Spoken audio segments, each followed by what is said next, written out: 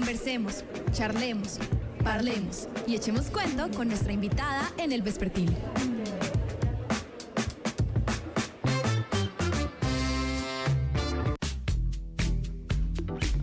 Misa, imagínese tener sus obras exhibidas en 5 embajadas de Europa, en Barranquilla, tener murales en Miami, en París, en Barcelona, en Zúrich, en algunas ciudades de Alemania, haber trabajado, por ejemplo, en los Juegos Olímpicos de París 2024, en la COP16, con la Fundación Pies Descalzos, siempre en un proceso de arte, pero también de ese arte pensado en apoyo comunitario, en contar historias, en unir lazos.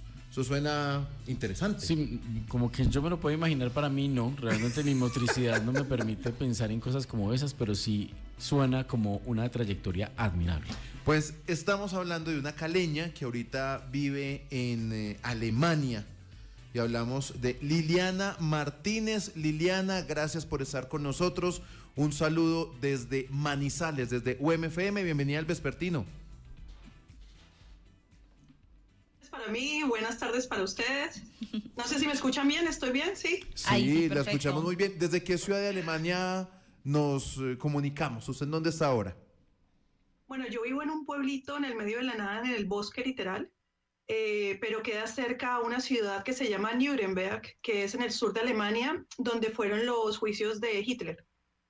Por eso es como muy conocida. Queda como justo entre Múnich y Frankfurt, como en la mitad. ¿Y hace cuánto está en Alemania, Liliana? Ya 14 años, casi 15. Pero usted ha mantenido siempre una conexión con Colombia. ¿Cómo ha mantenido esa relación con nuestro país en medio de su construcción artística? Bueno, lo que pasa es que eso es como, no sé, quitarme Colombia es como no respirar. O sea, yo soy colombiana, entonces es como algo que está como mi piel, como mi voz, como, ¿sabes? Como una cosa que nace con uno y pues es como imposible de desarraigarse, y eso que yo salí de mi país desde los 18 años más o menos, entonces, pero por alguna razón nunca me he sentido desconectada de Colombia en ningún momento, entonces eso es como lo que respiro. Esa construcción que usted ha hecho también, a propósito de la pregunta que hace Carlos, ¿cómo se ha fundido, digamos, con estar en Alemania? Es decir, ¿cómo se encuentran esas raíces, esa construcción, esa relación con estar en otro país, con estar también un poco como aislada, un poco como lo menciona, digamos, en varias entrevistas, y en construir a partir de ahí? Bueno, lo que pasa es que creo que cualquier persona que ha migrado podría estar de acuerdo conmigo que siempre hay un momento como en el tiempo, en el lapso de la migración, en donde uno tiene un afán muy grande de adaptarse, pues porque obviamente quieres hacer parte del entorno en el que estás, pero al mismo tiempo no te quieres perder a ti mismo. Entonces, uno trata como de ir yo creo que todos tenemos como unas memorias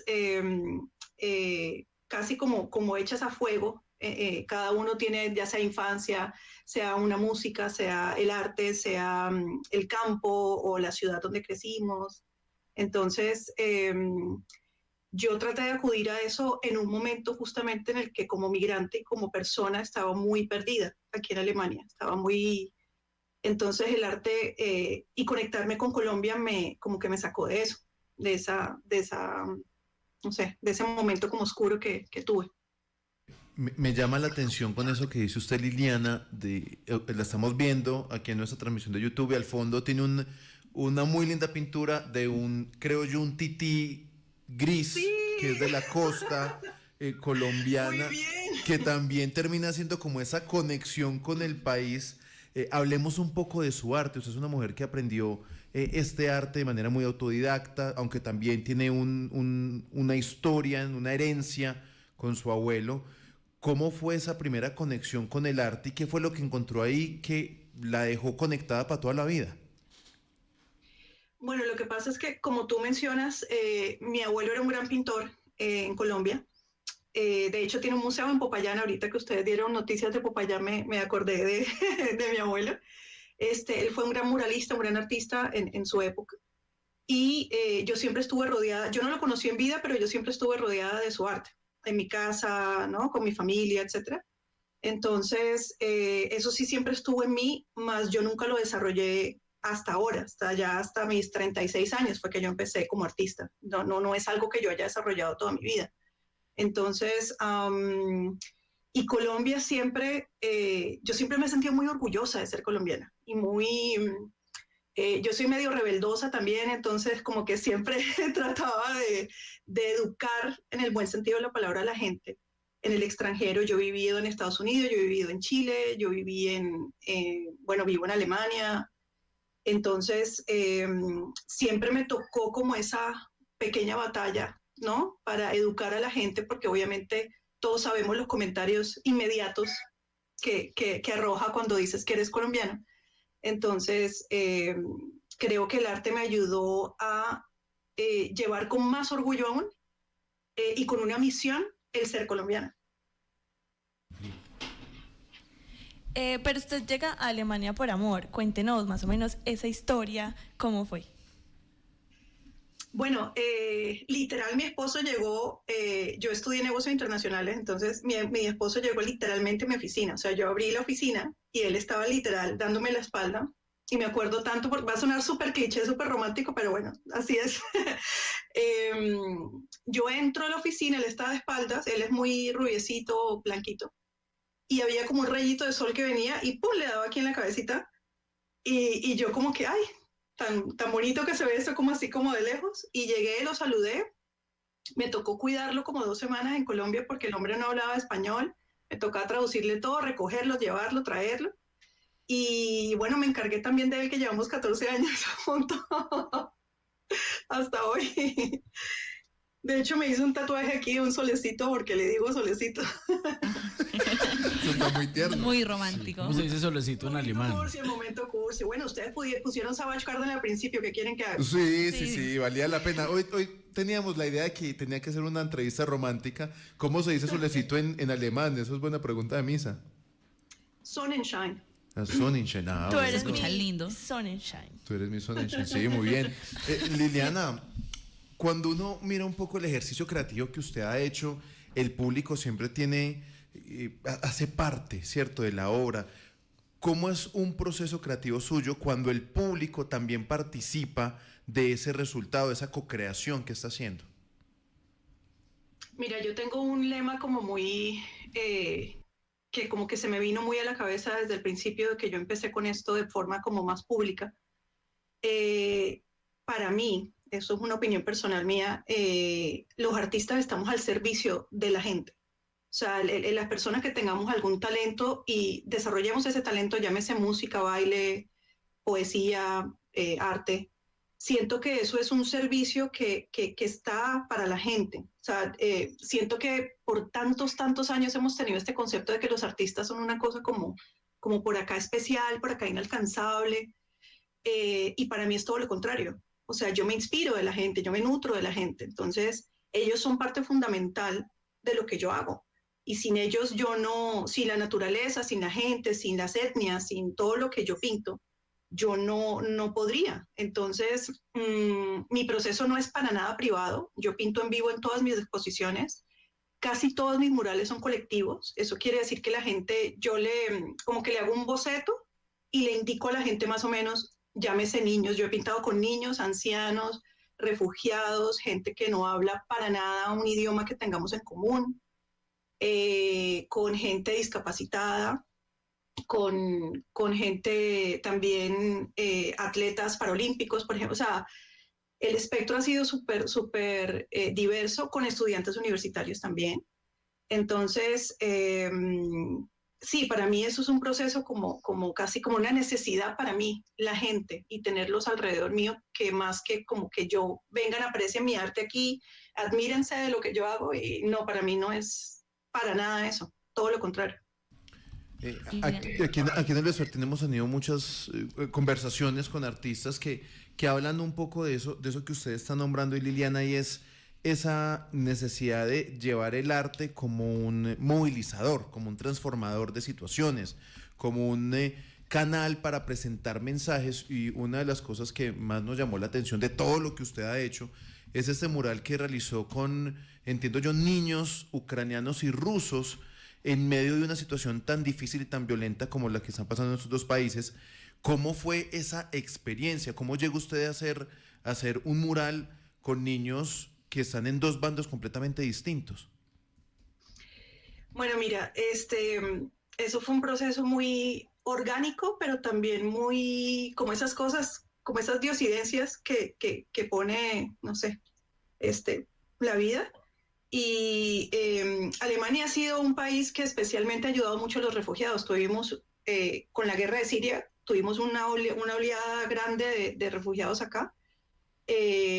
Y obviamente con Ucrania también hubo lo mismo. Lo que pasa es que lo que la gente de pronto no sabe es que también muchas familias rusas se vinieron para acá, ¿no? Porque también fueron afectadas por la guerra. Entonces, yo trabajo mucho con casas de juventud, se llaman Jugendhaus aquí en Alemania. Casi todas las regiones y todas las ciudades más o menos grandecitas tienen una. Entonces, se dio a raíz de una pintura en vivo que yo hice durante una protesta contra la guerra de Ucrania. Yo estaba pintando en vivo, se me acercaron personas de Ucrania y me tomaron mis datos, entonces tratamos como de ver algún espacio. En esta casa de juventud había un espacio que es como un tanque de agua enorme, entonces me dieron ese espacio y yo pregunté, bueno, vamos a buscar jóvenes que quisieran unirse. Justo en ese momento había venido una gran cantidad de niños, sobre todo adolescentes, en una edad compleja para hacer un cambio tan drástico en una situación tan espantosa. Y se abrió la inscripción para niños refugiados, pero también para niños alemanes, pero casualmente llegaron puros niños de Rusia y Ucrania. Ninguno hablaba alemán, algunos hablaban poquitito de inglés, y yo pues como pude ahí salí adelante y les expliqué más o menos.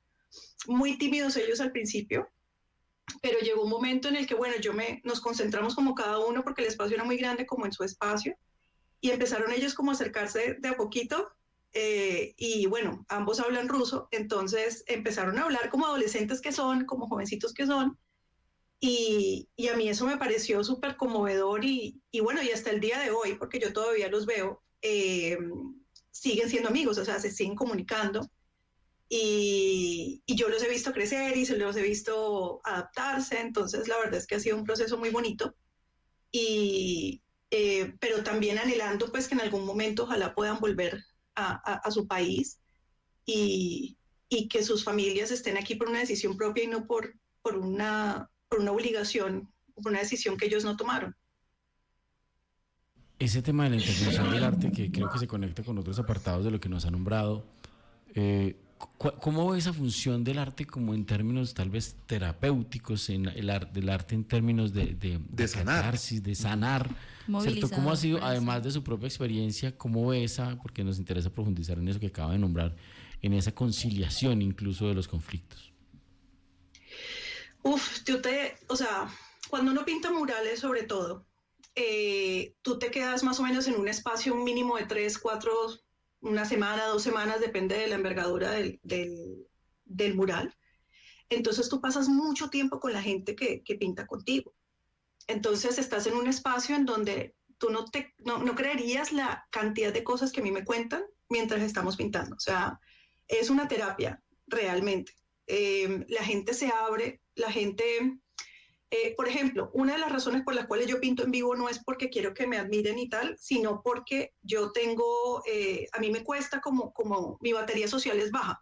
Entonces, como uno está rodeado de la gente, yo estoy pintando y la gente me está hablando y yo puedo hacer las dos cosas al tiempo y les contesto y los miro, pero no tengo que estar como enfocado en la persona. Y cuando la persona está pintando al lado tuyo, tú no estás así como haciéndoles preguntas y mirándole la cara así como, ¿no?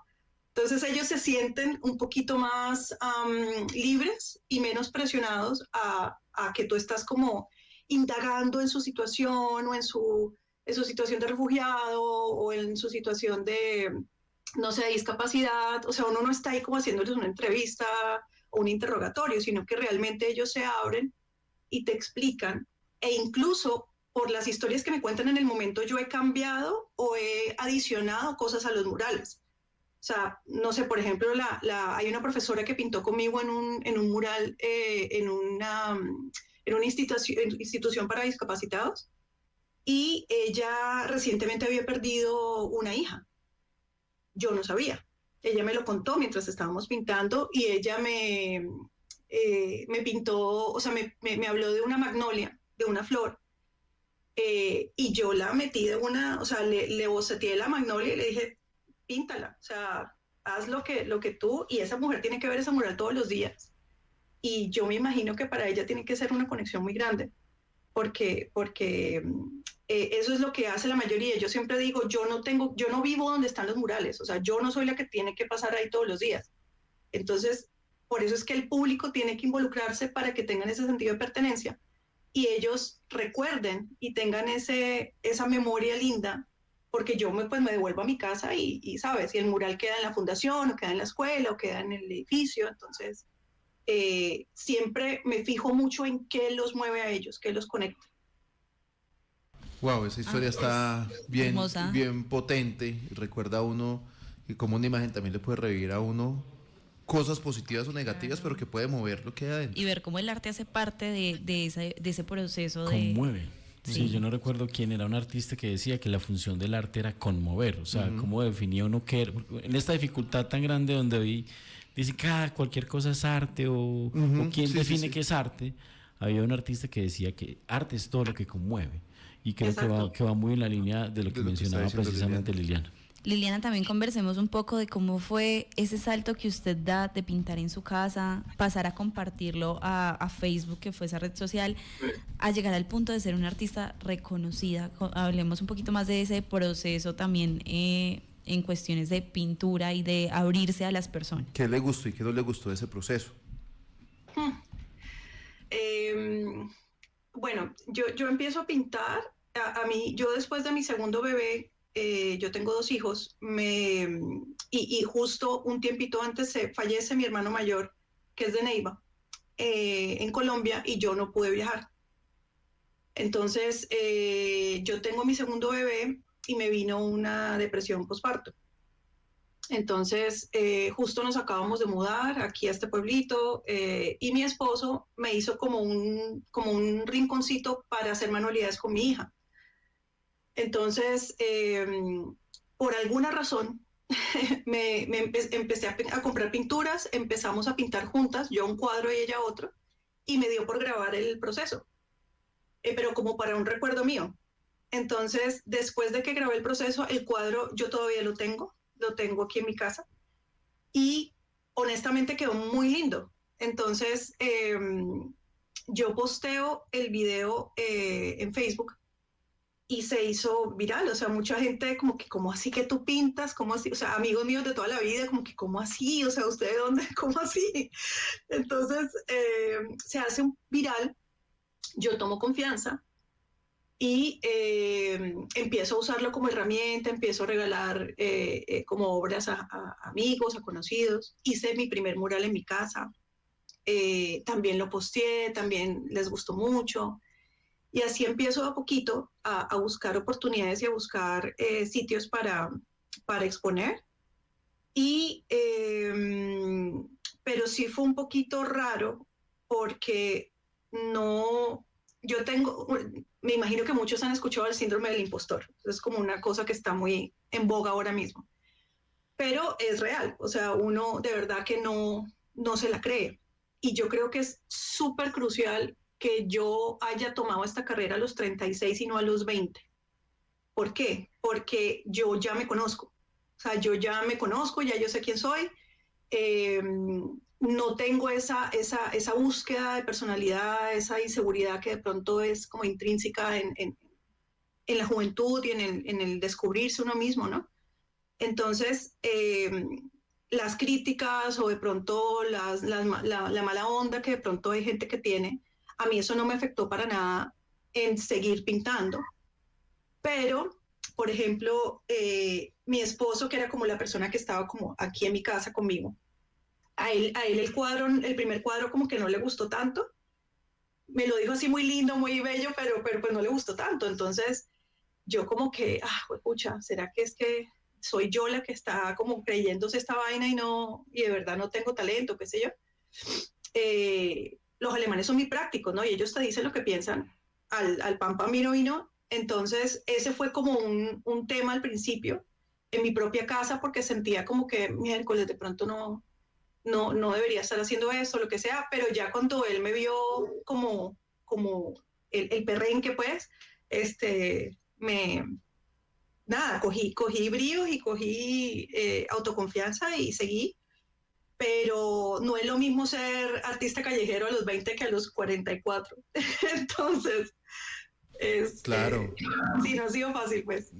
Liliana, ¿le queda alguna pared libre en su apartamento o en su casa para seguir colgando cuadros? No, para colgar cuadros, no, para hacer murales. Yo tengo toda mi casa pintarrajeada por todos lados. Y estoy viendo también atrás, creo que es un tucán, el que tiene también pintado, y eso me lleva a preguntarle por el tema medioambiental, porque también entiendo que hay un mensaje de cuidado del medio ambiente a través de incluso el uso de los materiales que usted tiene a la hora de hacer sus murales y sus pinturas. Bueno, sí, para mí la biodiversidad, o sea, la naturaleza los pueblos originarios, yo los llamo la verdadera realeza. Entonces, para mí son súper importantes. O sea, sin ellos nosotros no existimos. Entonces, para mí ellos son literal la verdadera realeza. Entonces, yo crecí en el campo, precisamente, es que me llamó mucho la atención porque ustedes hablaron, yo crecí en una finca en Tunía, que queda al ladito de Piendamó, que fue el pueblito que ustedes hablaron. Que de hecho me quedé como preocupada porque quería ir a Popayán a hacer un homenaje por los 500 años, pero ay, Dios mío, voy a tener que mirar bien ese tema antes de ir. Y ojalá Pero, sí.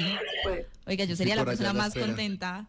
Claro que es su zona, Sí, Ángela Valeria. yo soy patoja. ¿en serio? Sí, sí. Sería un orgullo verte pintar en vivo. Yo creo que el arte es una de las, pues la pintura es algo que me gusta mucho y me parece que usted tiene una técnica, los colores, siento que es muy difícil porque usted menciona que antes de implementar los colores en su arte, los colores es algo muy difícil de manejar, siempre uno procura que es lo básico y ya tener esos colores es tener la confianza dentro de uno mismo y querer explorar. Sí, yo soy muy experimental. Entonces, bueno, aunque mira, este tucán me lo regaló un niño que pintó en una de mis clases y el tucán está dentro de mí. Nosotros teníamos un tucán cuando éramos niños, fue una mascota que tuvimos. Yo tengo un tucán tatuado, está en mi logo. Yo pinto muchísimos animales, hago investigación sobre especies en extinción, he trabajado con asociaciones. Bueno, en fin, o sea, es un tema que me apasiona muchísimo y que trato de que no sea solamente el cuadro bonito, sino que la gente entienda, mira, esta es una especie en vía de extinción, quedan tantas especies, puedes hacer esto para salvarlos, viven en tal hábitat, apoya a esta comunidad que los está protegiendo, no compres animales exóticos, no son un juego, no son un peluchito, ¿no? Entonces, eso es una misión que yo tengo constantemente, que por ejemplo, por eso yo fui a la COP16, que fue el año pasado en Cali. Yo hice un mural gigantesco de las aves endémicas de la región. Liliana, Señor. ahora que está usted en Alemania, que cuenta que ha estado en varios países, que ha estado viajando, ¿cuál es el apoyo que usted ha recibido? Porque es que hacer arte es difícil, es costoso. En un país como Colombia, lamentablemente, uno escucha a todos los artistas pues que generalmente la pasan mal. ¿Cómo ha hecho usted para hacer esto, digamos que un camino de vida y un camino de vida pues sostenible? Mira, yo voy a decir algo que de pronto no todos los artistas concuerden conmigo porque los entiendo, cada quien tiene su método, pero a mí hay algo que me ha funcionado siempre y es que yo doy primero algo y después viene algo hacia mí. Por ejemplo, yo soy de las que sí trato de identificar muy bien dónde mi tema y lo que yo pinto cuadra con algún evento, con alguna causa importante. yo trato de unirme a esa causa, ofrezco como donación mi trabajo, sin que tenga ningún costo para mí, o sea, sin que yo tenga que pagar materiales ni nada, ellos me den el espacio, me den los materiales, yo dono mi trabajo la primera vez, y ya cuando ellos ven mi trabajo, ven cómo trabajo con la gente, todo, entonces ya eso me respalda y me abre la puerta para que sigamos creciendo juntos, por lo general. Entonces, creo que una segunda cosa que me ha ayudado muchísimo es que yo soy muy fija con mi tema. Creo que cuando los artistas nos ponemos a pintar, y sé que es muy tentador hacerlo, por ejemplo, está de moda tal cantante o tal artista o tal tema, entonces empezamos todos a pintar lo mismo porque sé que necesitamos vender. Pero el tema es que, por ejemplo, hay cantantes que no tienen la mejor voz del mundo, pero tú sabes exactamente cuando esa persona está cantando. Y eso es lo que un artista necesita. Uno como artista necesita tener el reconocimiento, o sea, Sí, que alguien un pase por lo estilo, general. una forma, sí. Total. Entonces mi tema siempre ha sido Colombia y siempre ha sido la biodiversidad y siempre ha sido los grupos étnicos. Entonces yo no ando pintando que si Frida Kahlo salió de moda, entonces me voy a pintar un Frida Kahlo, que si ¿se me entiende? O sea, yo no hago eso. Yo siempre estoy por la misma línea y por eso es que ya tienes un nombre y la gente te busca y eres un referente, porque siempre has estado con la misma sintonía. Entonces no es una cosa de moda, sino que a mí de verdad me preocupa, me gusta, me apasiona lo que yo pinto y me involucro. Hago una investigación, me involucro, soy amiga de grupos, de gente de grupos indígenas, me involucro con su causa, voy a los aviarios, voy a los sitios de biodiversidad donde me lo permitan. Entonces, creo que eso es muy, muy importante para hacerlo. Y bueno, yo sí, a mí póngame a exponer donde me diga, aquí en la esquinita, aquí en yo hágale, listo. O sea, yo, todas las oportunidades que me den, mientras vaya por mi línea, yo, listo, hágale. O sea, yo no soy para nada elitista, como que no, yo tengo que exponer en galería porque si no, no. O sea, yo he expuesto en los lugares más increíbles que te puedas imaginar. Entonces, no sé si esa fórmula me ha funcionado a mí, pero pues estoy contando como mi historia, pero pues ese ha sido como el camino que yo he construido. Pues ojalá la tengamos por aquí en Manizales dentro de poco, haciendo una pintura en vivo sobre, por ejemplo, las aves endémicas o los animales endémicos que tenemos aquí en nuestra zona. Si usted quiere conocer más de Liliana Martínez, la puede encontrar en Instagram, @tichoart1, Liliana Martínez, tichoart1. Liliana, para despedirla, creo que usted alcanzó a escuchar que nuestra conversación del día de ayer y de hoy es #yo creo. ¿Usted en qué cree? Yo creo en la resiliencia, 100%. Yo soy la prueba viviente de que cuando uno quiere puede. 44 años y denle 2 hijos, 3 perros, una casa. O sea, aquí no hay ayuda de nadie, aquí no hay suegrita, aquí no hay mamá, aquí no hay nada. Así que mientras estoy lavando baños acá, estoy respondiendo un email por acá. Así que la resiliencia.